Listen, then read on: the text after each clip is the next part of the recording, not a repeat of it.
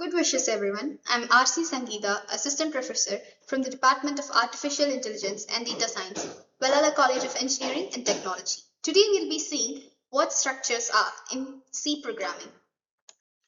So, basically, a structure is a group of variables which may be of different types. Structure is a user defined data type. Each item is identified by its own identifier, each of which is known as a member of the structure. Let's see the syntax of structure. We use the keyword struct and then structure name. Within bracket, we have members, data type and member 1, data type member 2. How do we declare structure? To declare structure, we use the keyword struct and the structure name is followed. Within the bracket, we have members, role, name and mark. For accessing a structure member, we usually use structure variable declaration, that is struct student s1.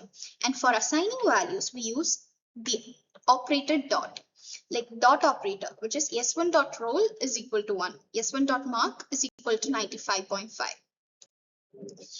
Now let's see what a nested structure is. A structure inside another structure is called nested structure. It helps us organize complex data efficiently. Syntax for nested structure is like this. Struct inner structure, within bracket we have members of the inner structure, and then comes struct outer structure. Within the bracket we have the members, and one of the member is the inner structure. Let's see an example for better understanding. So we have given a structure which is the inner structure, struct address, within which we have members city and pin code. The outer structure, which is a real structure, is student, within which we have members, role, name, and address. The structure address, which is our inner structure, is called in this outer structure. Let's see how we access the variables of a nested structure. First, the outer structure variable. For that, we use the same dot operator, structure variable dot outer member. Whereas for inner structure, we use outer structure, inner structure, and then the inner member within the dot operators.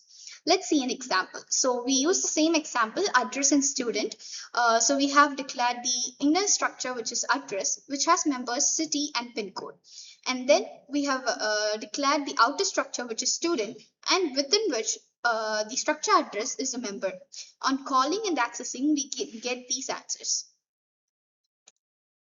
So in this example, we have seen that the outer structure is student, inner structure is address, and s1.role is used to access the outer member, whereas s1.address.pin is used to access the inner member. Let's see what union is. Union is very similar to structure, except the members of a union share the same space in memory. A union is a user-defined data type in C. It allows different data types to share the same memory location.